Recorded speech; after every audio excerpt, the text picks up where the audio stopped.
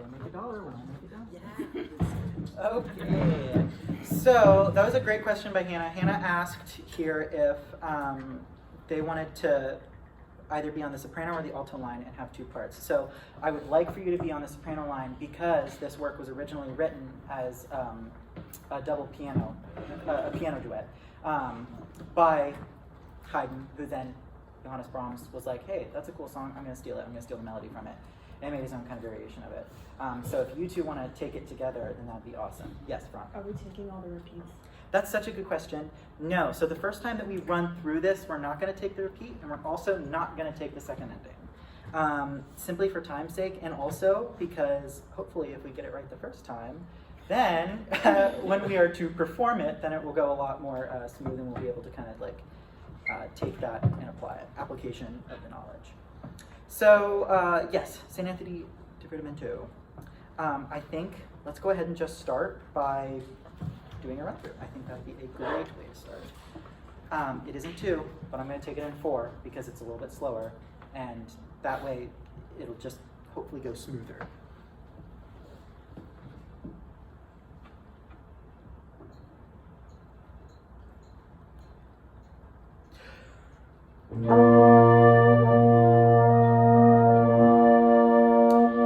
Stop. That was my bad. I started taking it in 2, even though I just said let's take it in 4. So it should go da da da da da bum.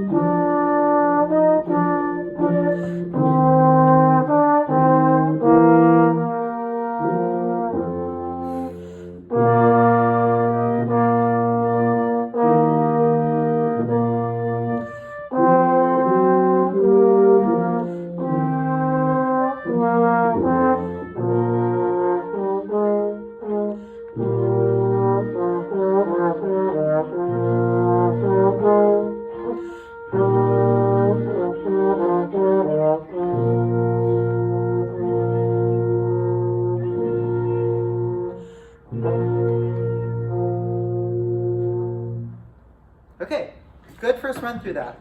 I would really like to commend Logan there for making sure and watching me on that kind of walk up and then walk back down. That's exactly what I was going for with that hairpin there.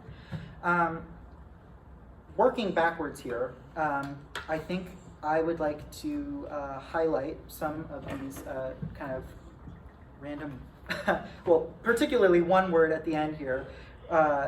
1, 2, 3 measures from the end, it says diminuendo smorzando, which is not the tasty campfire treat. Smorzando does in fact mean to die away and to decay. So with that in mind, I would like to right now just go ahead and do those last 3 bars. So da, da, da, da, da.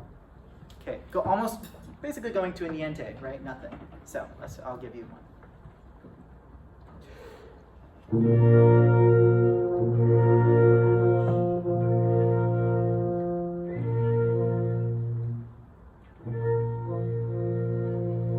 Okay, good. So, right, maybe let's start a little bit louder. And in fact, one of the best places I think we can actually give that some context is measure 19. So the very last measure of the second system here, we start at fortissimo.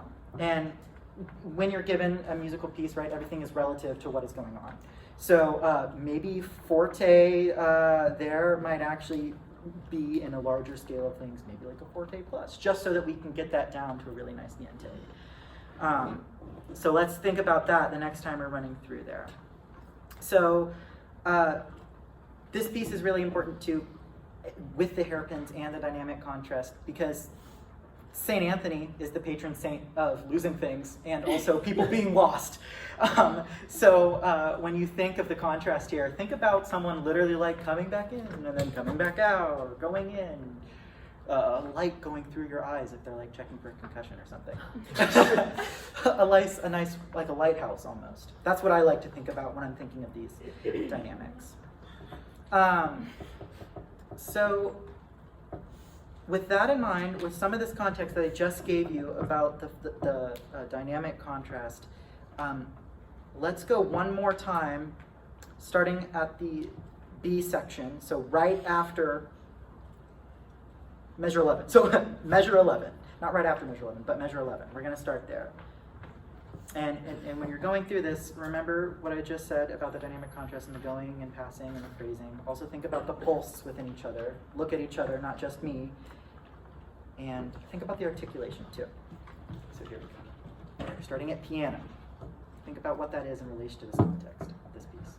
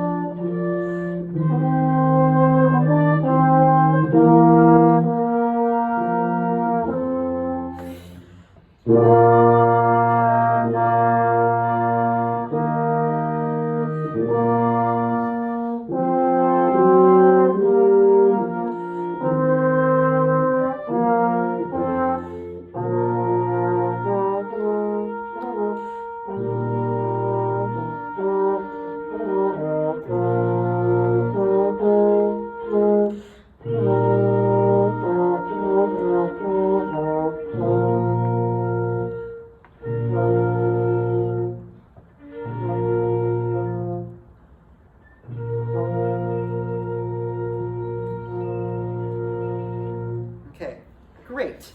That is much better. I also really like that at measure 19, we got really loud on that forte. That was really great. And that, in context, made it a lot better to go down into the smorzando. So I really like the articulations that some of us are using. So Kaylee and Hannah, could you find with me the repeat, the first repeat, 1, 2, 3, 4, 5 after the repeat. So right there, at like A prime, where the pianissimo is. I want to hear what your articulation is there. And everyone else, I'd like for them to listen to maybe think about what then are we going to use for our articulations too throughout the rest of the piece. So.